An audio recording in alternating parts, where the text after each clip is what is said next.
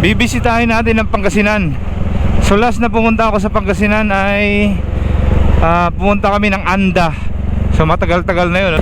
So ngayon naman ay bibisitahin natin ang isa sa pinuntahan ko, pinakaunang North Loop na ginawa ko nung bago mag-pandemic. So meron silang isang napakasikat na tourist destination doon. Yun yung Kabungawan Deadpool. So boundary po ito ng Agno at saka Burgos, Pangasinan. Kape muna tayo mga brother. So again, ang lakad natin ay mula dito sa Tarlac City papunta ng Pangasinan. Ang bango. Caramel macchiato. Alright, iced coffee tayo mga brother. Alright, nakalabas na tayo sa gitna ng city. Napaka-traffic. Ang tagal ko doon sa traffic ha. Na-stuck tayo doon, alas 8:30 na. Pwedeng sa Mayantok tayo kukonekta or sa Santa Ignacia. Pwede yan, maraming option na dadaanan dito papunta ng Pangasinan. Eto mga brother, pakanan dito, dadaan sa Santa Ignacia. Sige, subukan natin Santa Ignacia tayo dadaan sa main road. Ito yung dinaanan natin nung nakaraan na kumonekta sa Trevor Hills. Ganda!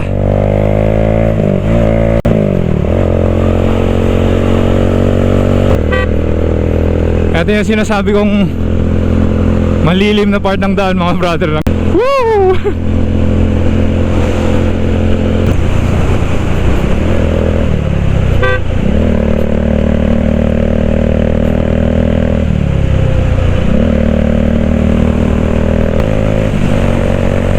Ganda!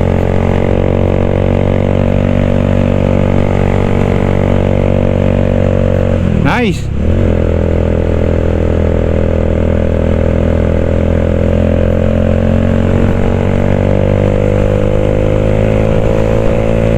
Boundary ng Tarlac at saka Pangasinan. Woohoo! Welcome to Pangasinan! Poblasyon ng mga tarim. Kain muna tayo saglit. Time check natin alas 9:30. Uy, may Jollibee. Doon tayo sa Jollibee.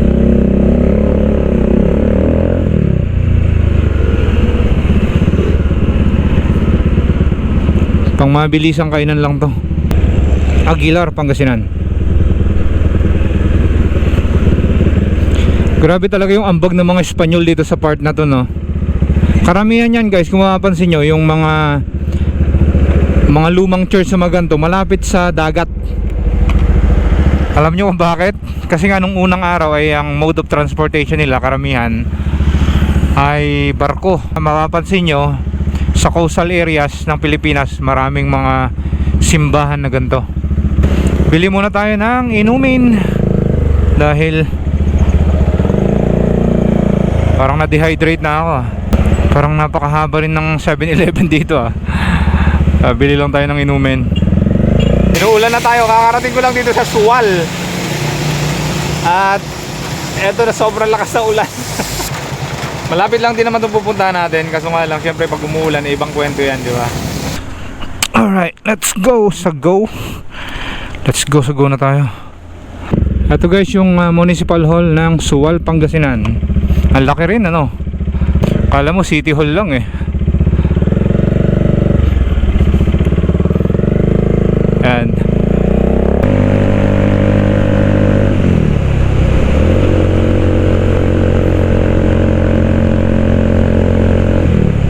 Bakit dito parang walang bakas ng ulan? Kakapasok lang natin dito sa Alaminos. Kain muna tayo. Merong buladuhan at kambingan. Kambing daw. Patay tayo sa gout niyan. Okay, baka pwede tayo rito. Para price ko lang, di ba? Alright, ito na guys. Ang sinampalukang kambing. Ang laman loob yung brother. Good luck talaga sa gout sa atin. Anyway, tara kain tayo. Okidoki, brother, tapos na tayong lumamon. At sige, time check natin alas 12:20 ng tanghali. Naku po, mukhang kailangan na natin higpitan tong susian ni Domeng. Gumagalaw-galaw na, oh. Madali lang naman yan, pero pag uwi na lang natin. Bigat, mabigat.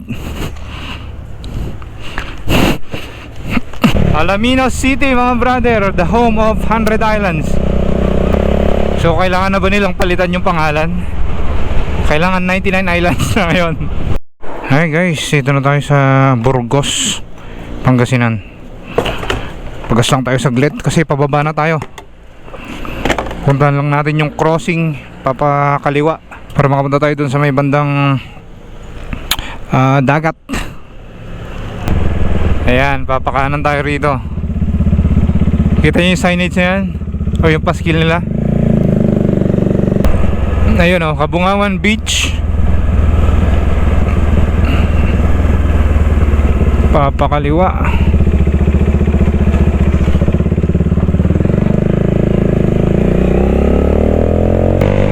Woohoo! Oh yeah!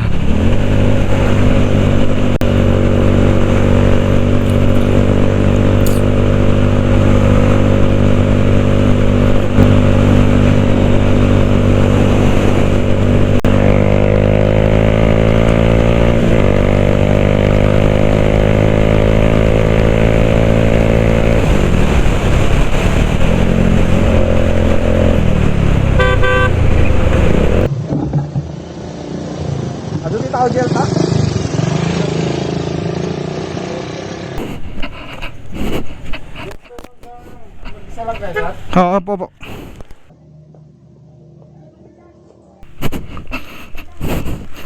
Merong entrance fee na 20 pesos. Dito na yung ano nila, yung parang pinaka registration area nyo. Time check natin, alauna pa lang, napakaaga pa. So tignan natin kung makakaligo tayo dun sa death pool. Parang nakakailangan kasi mag-isa maligo dun eh.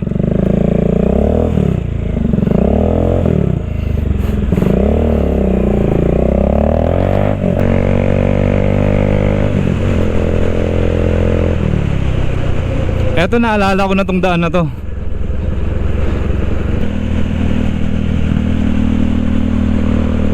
Ang ganda ng landscape dito, no?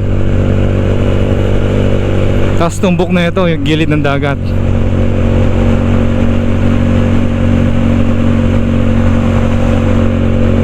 Naalala ko tong daan na to nung pumunta ako dito, ginagawa pa lang. Putik-putik to dito dati nung dumaan ako. Uy, ito yung mga resorts dito, mga brother, oh. Marami. Tapos brown, parang brown yung kulay ng ano nila dyan, buhangin. Tapos ang tumbok natin na ito ay yung sa may lagoon.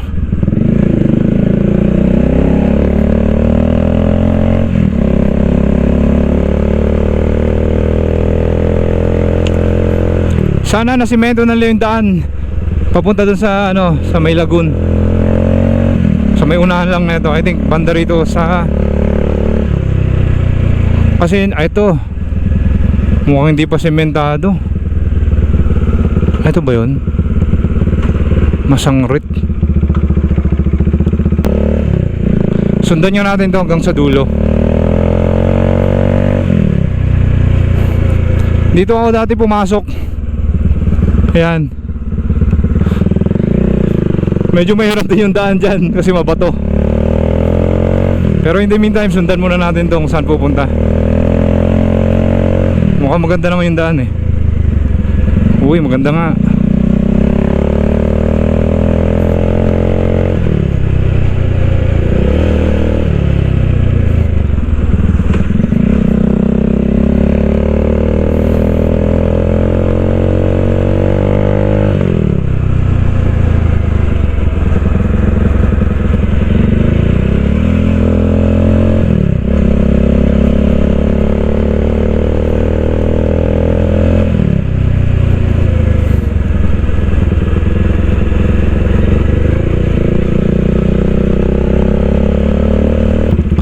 Saan naman to? Check natin yung map.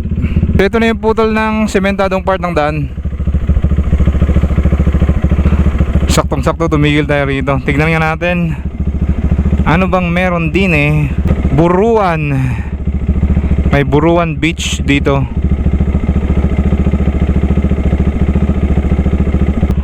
Silipin nga natin yung Buruan Beach. Ay, yun lang. May lubak.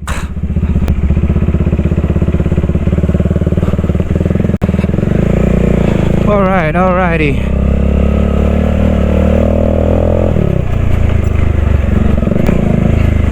Naku po, mahirap yata to.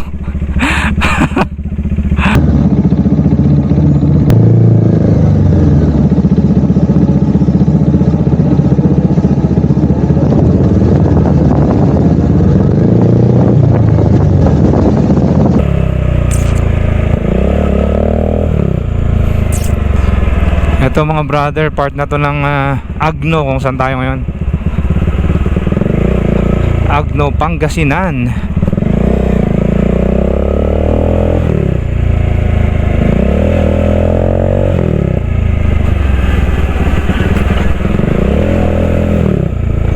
Ayun oh.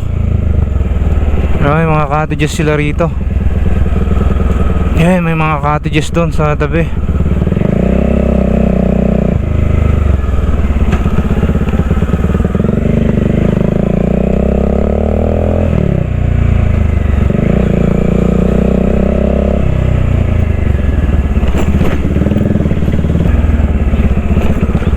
Yun no. Ayos to.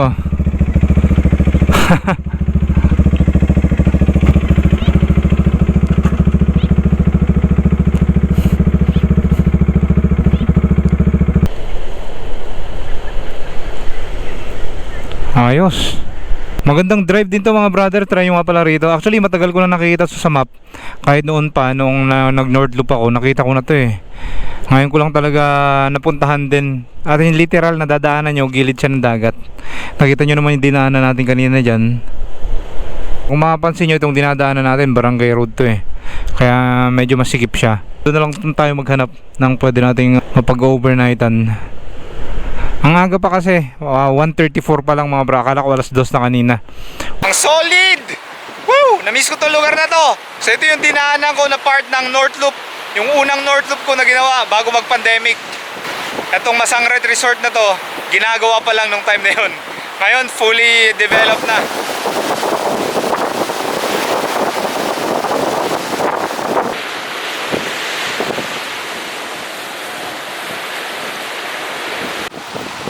Ayan mga brother, ang Deadpool. Hindi tayo makakapunta dahil sobrang lakas ng alon.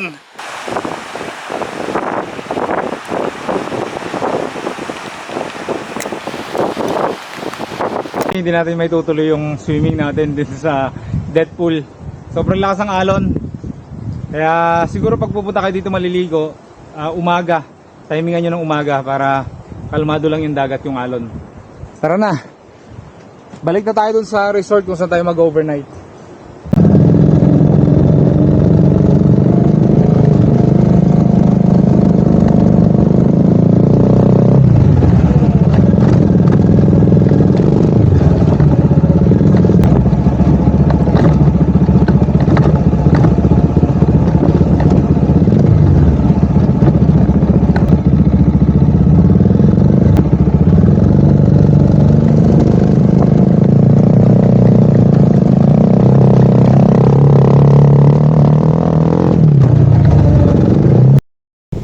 Hirap mag-camping, ang lakas ng hangin.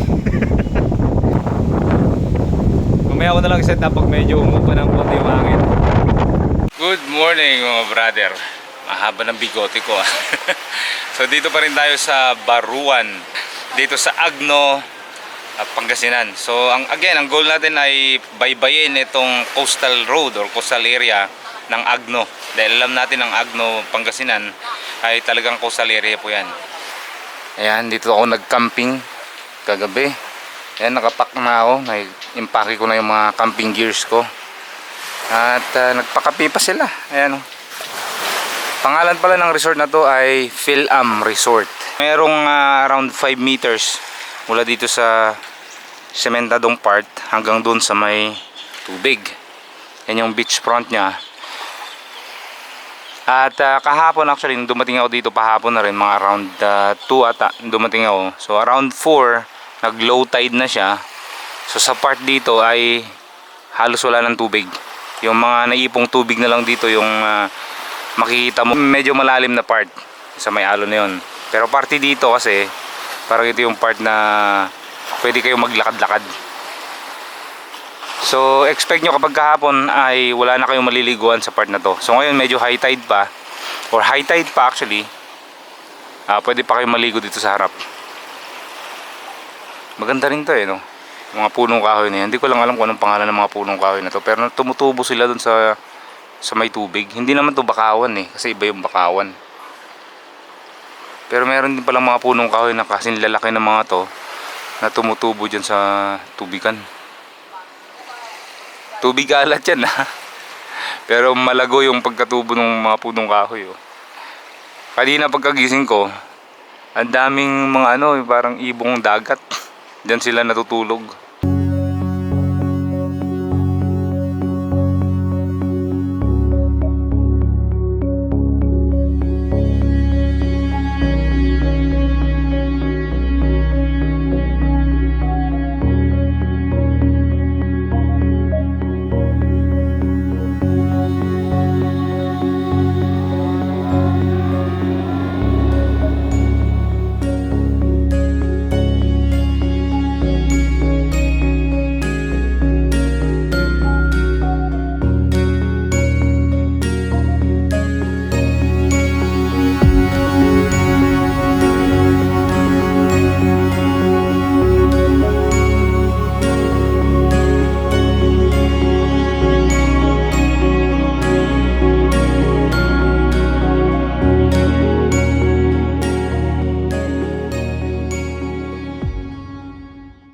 Sibat na tayo.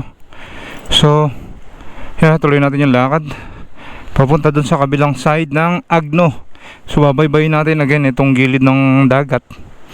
Titignan natin kung anong magagandang view ang masisilayan natin dyan. Hindi ko lang pati kung sementado ba yung daan, dadaanan natin dyan o kung ano man. Pero most likely merong rough road dyan kasi barangay road lang naman itong sinusundan natin. Thank you. Sila pa yung mga caretaker dito. Diretso ako sa siguro sa may Umbrella Rock, sa may Parola. Ayos ba yung daan dyan? Hindi naman mahirap? Daan lang siya, parang ganun din sa Tarlac na yun. Parang ganyan nandito? Yan, libre pagkain natin dito. Maraming salamat sa napakasarap na pagkain. Nilutuan tayo ng isda. Alam nyo naman, paborito natin yung isda na yan.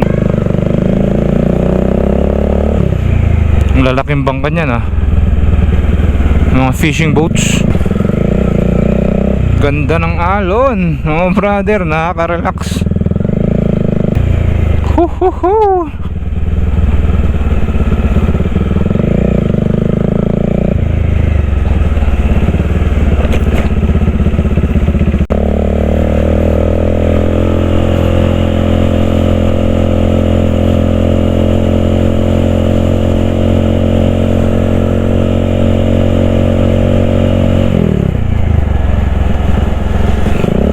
Ganda, ganda, ganda.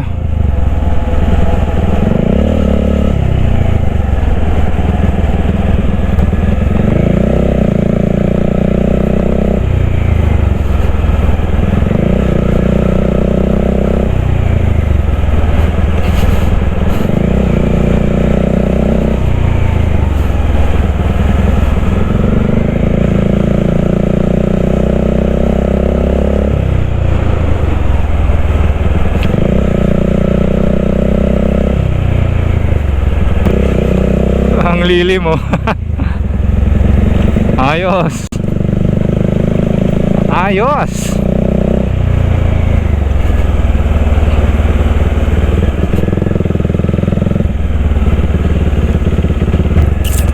Ito na yung rough road mga brother. Sana hindi malala. Good luck world. Na.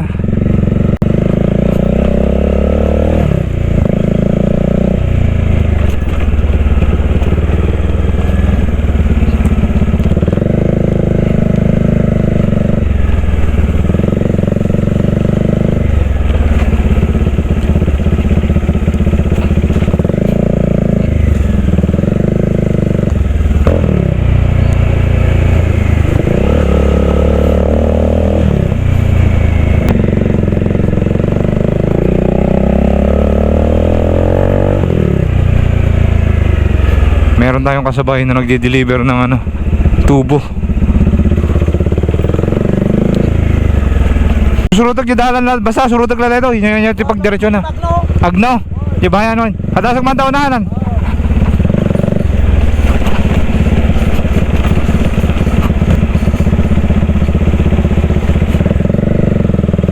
Pupunta daw sila sa Agno, bayan. So, nasa tamang landas tayo mga brother. Woohoo! Alright!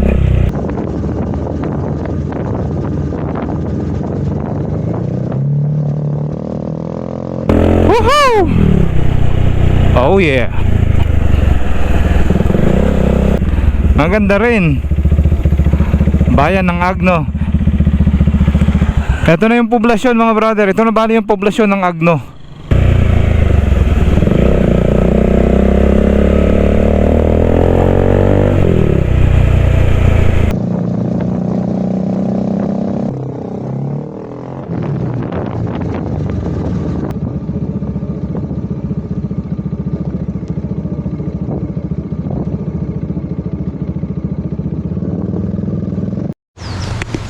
Ay, dito na tayo sa Umbrella Rocks. Ano, entrance lang? 10 pesos lang boss. Sobrang lakas na. Paano tayo magpapalipad ng drone yan? Pero dito pa lang solid na mga brother, oh. Para siyang kuweba na nababalutan ng ugat ng mga punong kahoy. Ayan, imagine niyo na. Ayan, may mga upuan pa dyan, oh. Tapos may maliit na kuweba doon. May mga cottages naman dito. Pero napaka-presko naman tong tambayan. Ang presko niyang tambayan. May mga upuan dito. Tapos ganyan. So, lala ito, limestones to mga to eh. Corals and limestones. Matibay naman.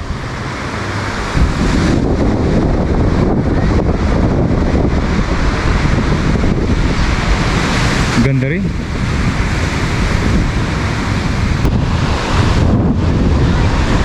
Medyo mahaba-haba rin yung beachfront na ito. Yung part ng may sand. Kasi ang klase ng beach dito ay mabato talaga. Pero itong part na ito medyo mahaba. At saka kulay ng sand dito ay grayish. Gray siya.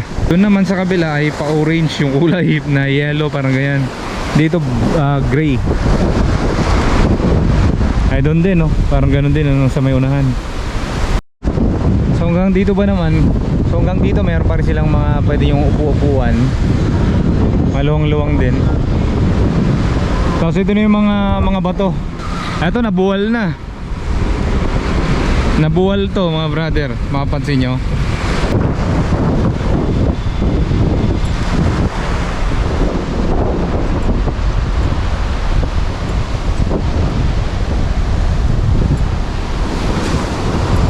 Kahit dito meron pa rin cottage.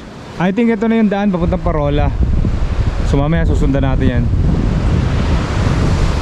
Maganda nga rito. Maganda siya. Lalo na sa part na to. Meron pang hidden cottage dito. Kaso nga lang pag high tide siguro naabot ng tubig kaya nasira na.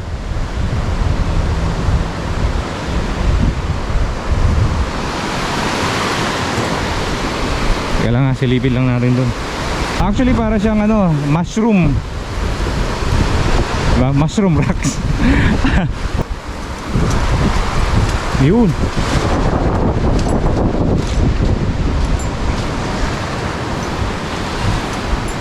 Para tayo nasa Avatar mga brother. Para tayo nasa Avatar.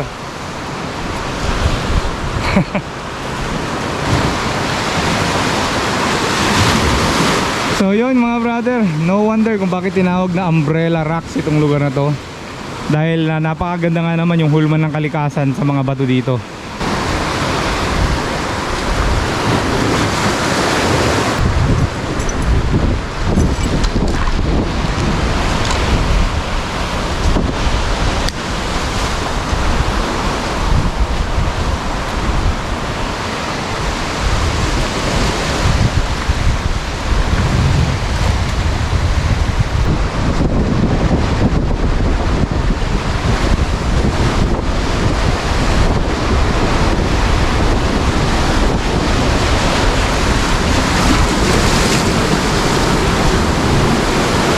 Grabe ang epic.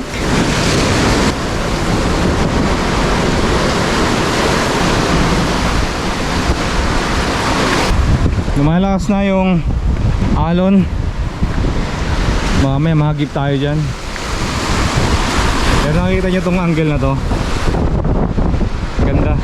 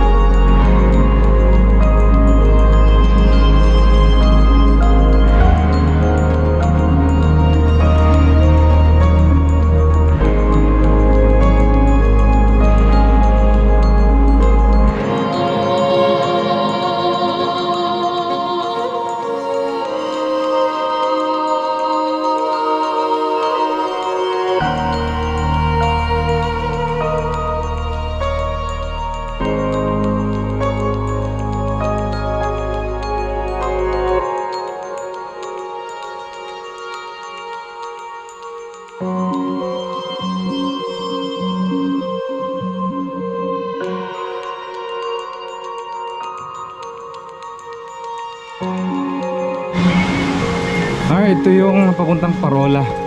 Nakuna ng drone shot yung kanina. Dito lang sa taas. Hindi ko alam kung ilang steps to, pero mukhang nilulumot na rin yung yung stairs dahil siguro konti na lang napunta dahil nga tag-ulan na.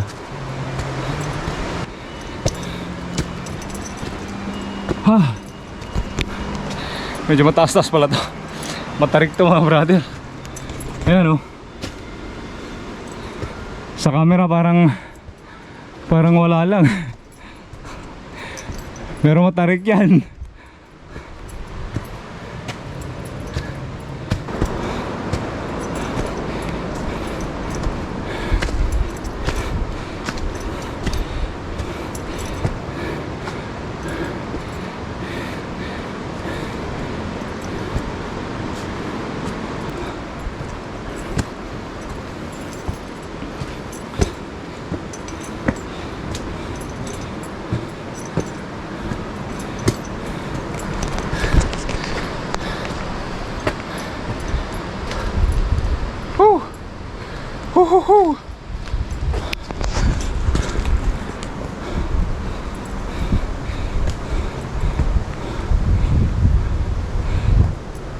Sabi sa akin, huwag daw tayo umakyat sa pinakatuktok sa may ilaw. Dito lang tayo sa may paanan.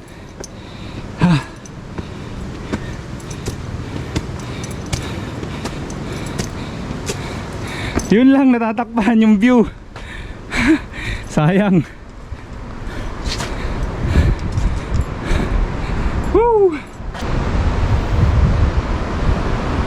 Natatakpan yung view. ng mga halaman dito sa harap natin. Maganda sana to. So yun mga brother, ang isa sa pinaka highlights ng Agno, Pangasinan, etong Umbrella Rocks. Maganda siya. Yan ang masasabi ko, maganda to, lalo na dun sa may bandang dulo. At saka yung liguan nyo rin dito, medyo mahaba rin. At saka okay naman yung buhangin niya. Okay na okay yung buhangin niya. So sabi sa akin ni kuya, tinanungan ko dyan, tinanong ko kanina kay kuya kung nasan yung pinaka boundary na part ng Agno. Sabi sa akin, puntahan ko daw yung Abagatan, tama ba? Abagatanin Resort. Yan. Yun na daw yung pinaka last na resort na pwedeng pasyalan dito sa side ng Agno. Tapos susunod na doon, part na yun ng Bani. So since fini-feature naman natin itong Agno, ay tara, silipin natin kung ano nga ba mayroon dyan sa may Abagatanin Resort. Tapos sa malamang ay dito rin tayo dadaan siguro pagbalik mamaya. I think malapit lang din naman. Tanaw na natin yung dagat, oh.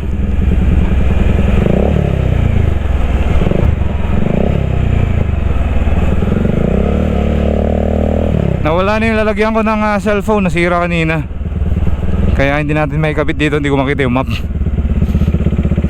So si Boy, tanong muna tayo dyan. Nag-aangkat ng mga isda na kinukuha ng mga dyan, fisherman, ayun, mga bangka nila dyan, oh.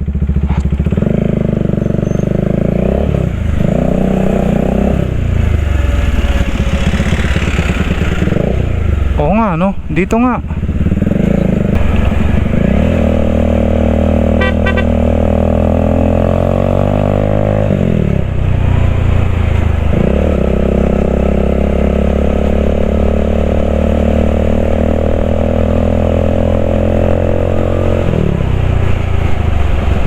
Ay, overlooking na pala rito mga brother. Ang ganda rin.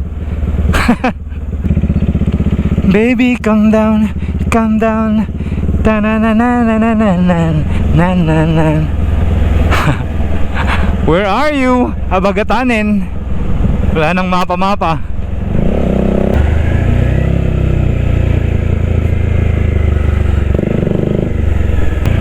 Makabubuni.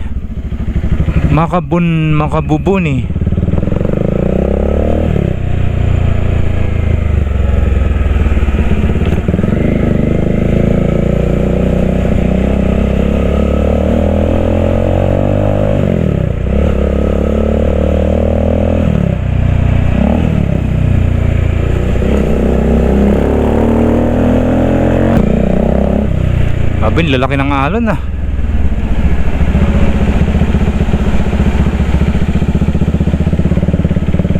Pino rin yung buhangin niya. Mapino na kulay brown. So masarap din lakaran to. Tapos banda ron, mabato na ulit. Rocky part na. Ganto rin dun sa kabilang side, rocky part na dun.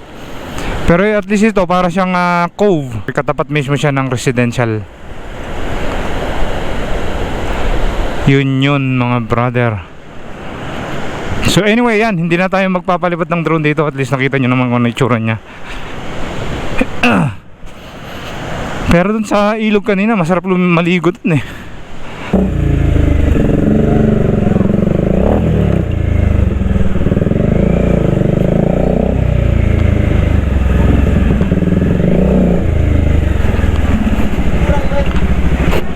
Brother, ang itsura ng Abagatanin Resort. Ayan, tabi-tabi rin mga resorts doon mga brother. So isa siyang cove. Ang susunod na pupunta natin ay pabalik tayo dito sa daan kung saan tayo nanggaling kanina, doon sa may bayan.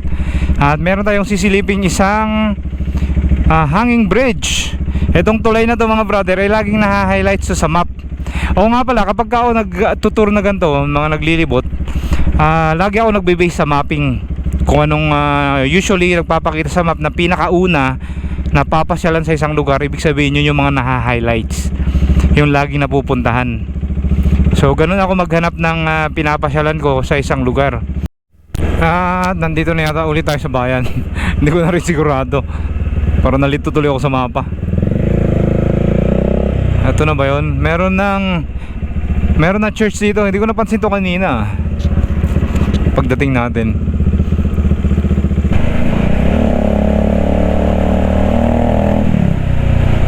Ayun, tapos kakaliwa tayo dito para masundan natin yung ilog. So bali binabaybay natin itong gilid ng ilog.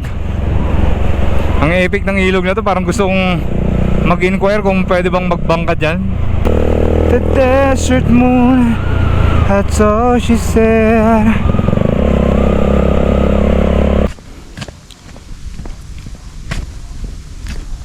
Alright, so may tinanungan ako dyan sa tindahan. Sabi ni ate ay naglundo na daw to. Hindi naman daw ganito kalundo dati. Medyo straight pa dati daw to. So kapag lumalakas yung yung ulan, ay naaabot daw to ng tubig dito sa may bandang gitna niya.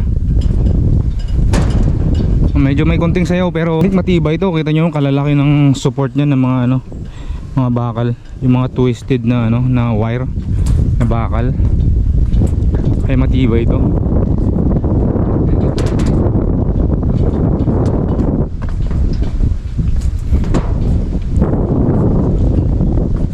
Yan ang itsura niya dito mga brother. O nga sabi sa akin ni ate hanggang binti yung taas niya, naabot ng tubig hanggang dito sa binti. So wala ring nakakadaan dito kapag tumataas yung antas ng tubig dito sa ilog. Tindi Tapos may konting crack dun sa parang poste na niya. I think party dito yata yung may crack. Pwede, kayang-kaya yung motor ko dito. Kayang-kaya niya si Dominar. 250 kilos si Domi ngayon most likely kasi meron tayong karga. Pero tara, shortcut na to papuntang Burgos, Pangasinan mga brother. So dito na tayo dadaan, mas malapit.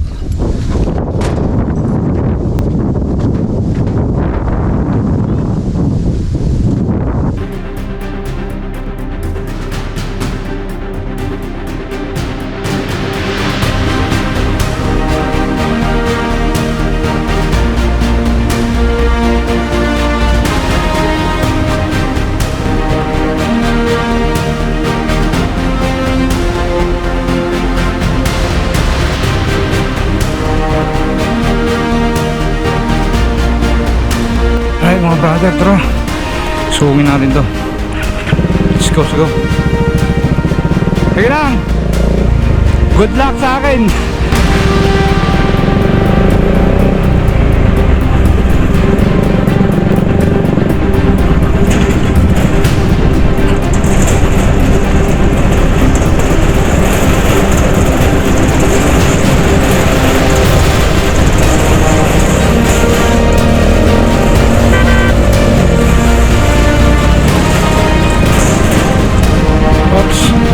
So yun, kakatapos lang natin tawirin ng isa sa pinakasikat na tourist destination dito sa Agno, Pangasinan. Yan ang San Nicolas Hanging Bridge. Diretsuin lang natin tong daan na to, kukonekta na tayo doon sa poblasyon mismo ng Burgos, Pangasinan. So shortcut to mga brother, let's go. Bandang kaliwa naman natin yun, yung ilog.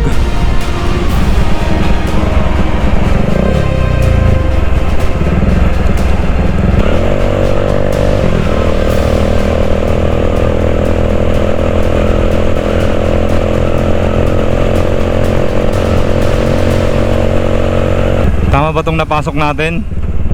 Okay. Para may konting twist ang kwento. Akala ko sementado na.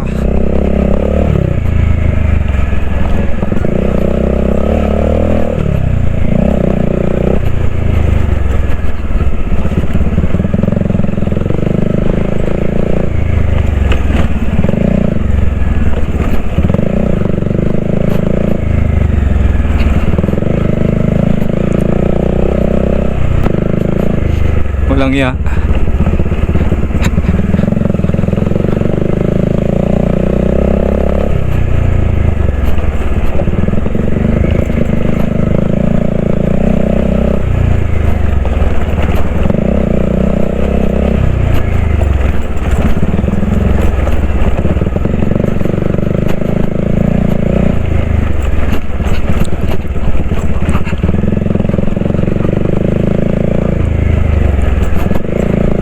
Woohoo! Alright!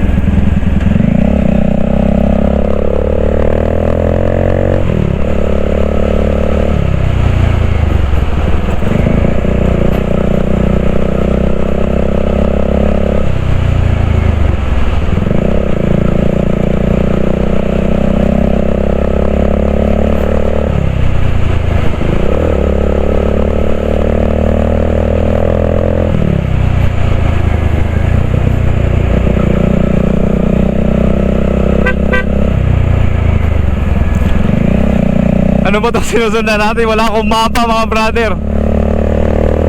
Basta bahala na, diretso na natin to. Alright guys, dito na tayo sa bayan ng Burgos, Pangasinan. Dito yung bayan kung saan tayo pumasok papunta dun sa Kabungawan noong kahapon. At dito ko natatapusin tong vlog na to mga brother. Yun po ang kabuuan ng vlog natin sa coastal road or coastal area ng Agno, Pangasinan. So maraming salamat po sa pagsama at sa panonood. Kung nagustuhan mo ang video na to, please like, share, and subscribe. Mike TV signing out. I'll see you on the next video.